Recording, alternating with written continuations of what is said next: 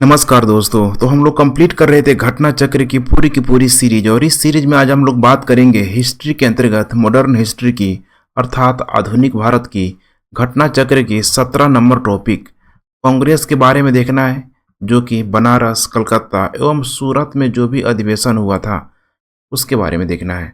तो छोटा सा टॉपिक है लेकिन काफ़ी इंपॉर्टेंट है, और इसमें हम लोग सबसे पहले थ्योरी पोर्शन को देखेंगे। उसके तत्पश्चात लगभग 23 MCQ को भी यहाँ पे सॉल्व करेंगे, जहाँ से अक्सर प्रश्न बनने की संभावना यहाँ पे बनी रहती है। तो आइए सबसे पहले बात करते हैं हम लोग थ्योरी पोर्शन की। गोपाल कृष्ण गोखले ने कांग्रेस के बनारस अधिवेशन 1905 की अध्यक्षता की। वर्ष 1905 में ही उन्होंने भारत सेवक समाज सर्वेंट ऑफ इंडिया सोसाइटी की स्थापना की थी। वर्ष 1906 के कलकत्ता कांग्रेस अधिवेशन में अध्यक्ष पद को लेकर पार्टी में विभाजन की नौबत आ गई थी, लेकिन दादा भाई नौरोजी के अध्यक्ष बनने से संभावित विभाजन उस समय टल गया। राष्ट्रीय कांग्रेस के कलकत्ता अधिवेशन में ही पहली बार दादा भाई नौरोजी ने स्वराज्य की मांग की। कांग्रेस द्वारा सेल्फ रूल संबंधी प्रस्ताव पर सर्वप्रथम वर्ष 1905 में बनारस अधिवेशन में चर्चा हुई एवं वर्ष 1906 में कलकत्ता के अधिवेशन में स्वराज का प्रस्ताव पारित कर दिया गया। इस प्रस्ताव के साथ स्वदेशी बहिष्कार तथा राष्ट्रीय शिक्षा संबंधी प्रस्ताव भी पारित किए गए। दादा भाई नौरोजी को लोग श्रद्धा से भारत के वयोवृद्ध नेता अर्थात grand old man of India के नाम से स्मरण करते हैं। 1892 ईस्वी में वे पहले भारतीय थे जो उदारवादी दल की ओर से फिन्सबरी से ब्रिटिश संसद के यहाँ पे सदस्य चुने गए थे। काफ़ी इंपॉर्टेंट है, ध्यान रखिएगा। फिन्सबरी से ब्रिटिश संसद के सदस्य चुने गए थे। वह भारतीय राष्ट्रीय कांग्रेस के 1886, 1893 और 1906 ईस्वी में अध्यक्ष भी रहे। दादा भाई नौरोजी पहले भारतीय थे जो एल्फिंस्टन कॉलेज बम्बई में गणित एवं भौतिकी के प्रोफेसर नियुक्त हुए थे। उन्होंने एक गुजराती पत्रिका राष्ट्र गोपतार की शुरुआत 1851 ईस्वी में की थी। सी भाई चिंतामणि ने दादा भाई नौरोजी के विषय में कहा था कि भारत के सार्वजनिक जीवन को अनेक बुद्धिमान और निस्वार्थ नेताओं ने सुशोभित किया है, परंतु हमारे युग में कोई भी दादा नौरोजी जैसा नहीं था। दूसरी ओर गोखले ने कहा, यदि मनुष्य में कहीं देवत्व है तो वह दादा भाई में है। इस तरह का स्टेटमेंट को डायरेक्ट कोट किया जाता है एग्जाम में, ध्यान रखिएगा। वर्ष 1907 में सूरत में आयोजित कांग्रेस के 23वें वार्षिक अधिवेशन में उदारवादियों और उग्रवादियों में अध्यक्ष पद को लेकर कांग्रेस का विभाजन हो गया। उग्रपंथी जहां लाला लाजपत राय को अध्यक्ष बनाना चाहते थे, वहीं उदारवादी रास बिहारी घोष को अध्यक्ष बनाना चाहते थे। अंततः रास बिहारी घोष अध्यक्ष बनने में यहाँ पे सफल हो गए। तो आइए अब इसी से संबंधित हम लोग कुछ प्रश्नों को देखते हैं। 18 वर्ष की आयु में स्नातक, 20 वर्ष की आयु में प्रोफेसर तथा सुधारक के सह संपादक, 25 वर्ष की आयु में सार्वजनिक सभा और प्रांतीय सम्मेलन के मंत्री, 29 वर्ष की आयु में राष्ट्रीय कांग्रेस के मंत्री, 31 वर्ष की आयु में महत्वपूर्ण रॉयल कमीशन के समक्ष अग्रणी प्रवाह, 34 वर्ष की आयु में प्रांतीय विधायक, 36 वर्ष की आयु में इंपीरियल विधायक, 39 वर्ष की आयु में भारतीय राष्ट्रीय कांग्रेस के अध्यक्ष। एक देशभक्त जिसे महात्मा गांधी ने स्वयं अपना गुरु माना है।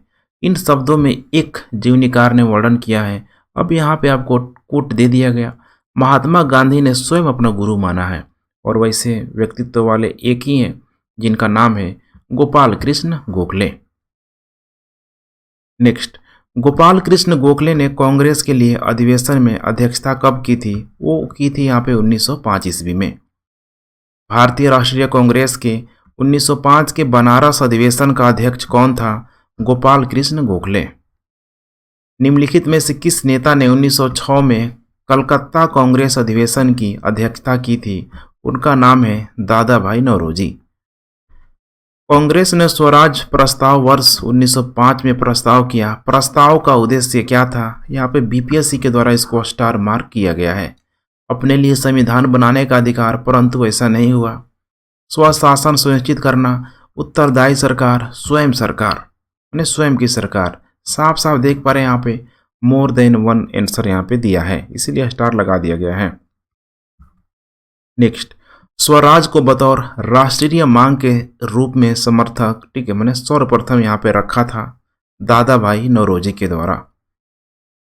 कांग्रेस के मंच से भारतीय राष्ट्रीय कांग्रेस के किस अधिवेशन में प्रथम बार स्वराज शब्द का व्यक्त किया गया था? कलकत्ता अधिवेशन 1906 में यहाँ पे किया गया था। उनका नाम भी पता है आपको, दादा भाई नौरोजी के द्वारा। स्वराज शब्द का प्रयोग सर्वप्रथम किसने किया? तो बाल गंगाधर, ठीक है, तिलक ने। ध्यान रखिएगा, बाल गंगाधर तिलक ने। अब दोनों में अंतर है, बाल गंगाधर यहाँ पे तिलक है, और यहाँ पे क्या पूछ रहा है, इस कांग्रेस के मंच से। तो जब भी कांग्रेस के मंच से आए तो दादा भाई नौरोजी, और आपको पता ही होगा, ठीक है, बाल गंगाधर तिलक, ये कभी कांग्रेस के अध्यक्ष बने ही नहीं। दादा भाई नौरोजी आमतौर पर किस नाम से जाने जाते थे? उनका जो प्यार से लोग grand old man of India बोला करते थे। नेक्स्ट, भारत में ग्रैंड ओल्ड मैन की संज्ञा किसे दी जाती है? दादा भाई नौरोजी को। इनमें से किसे दी ग्रैंड ओल्ड मैन के नाम से जाना जाता है? काफ़ी इंपॉर्टेंट नाम है दादा भाई नौरोजी। निम्नलिखित में से कौन कथन दादा भाई नौरोजी के विषय में सत्य नहीं है? उन्होंने poverty and British rule India पुस्तक लिखी थी, बिल्कुल सही है। उन्होंने गुजराती प्रोफेसर के रूप में यूनिवर्सिटी कॉलेज लंदन में कार्य किया था, यह भी बिल्कुल सही है। उन्होंने बम्बई में महिला शिक्षा की नींव रखी थी, यह भी बिल्कुल सही है। वे ब्रिटिश पार्लियामेंट के सदस्य के रूप में अनुदारवादी, माने अनुदारवादी पार्टी के टिकट पर चुने थे, ये यहाँ पे गलत है, ठीक है, ध्यान रखिएगा। उस पार्टी का नाम अनुदार नहीं बल्कि उदारवादी, ध्यान रखिएगा, लिबरल पार्टी। दादा भाई नौरोजी के विषय में निम्नलिखित में से कौन सा एक कथन असत्य है? वह पहले भारतीय थे जो एलिफिंस्टन कॉलेज बम्बई में गणित एवं भौतिकी के प्रोफेसर यहाँ पे नियुक्त हुए थे, ठीक है। तो कह रहा है कौन यहाँ पे असत्य है? पहला सत्य नहीं है, बिल्कुल सही है। 1892 में उन्हें ब्रिटिश पार्लियामेंट का एक सदस्य निर्वाचित किया गया था, बिल्कुल सही है। उन्होंने एक गुजराती पत्रिका राष्ट्र गुप्तार का आरंभ किया था, यह भी बिल्कुल सही है। चौथा स्टेटमेंट है, उन्होंने 4 बार भारतीय राष्ट्रीय कांग्रेस की अध्यक्षता की।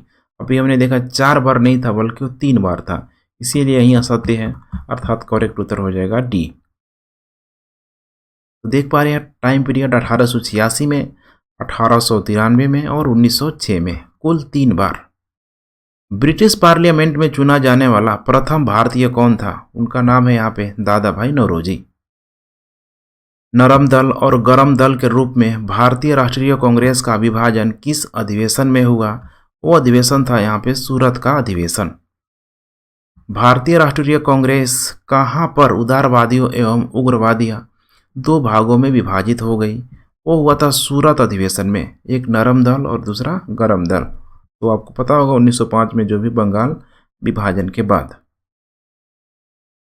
1907 के भारतीय राष्ट्रीय कांग्रेस के सूरत के वार्षिक अधिवेशन के अध्यक्ष थे, कौन थे यहाँ पे, ठीक है। तो ये हो जाएगा यहाँ पे आर.बी. घोष, ध्यान रखिएगा, आर.बी. घोष, ठीक है।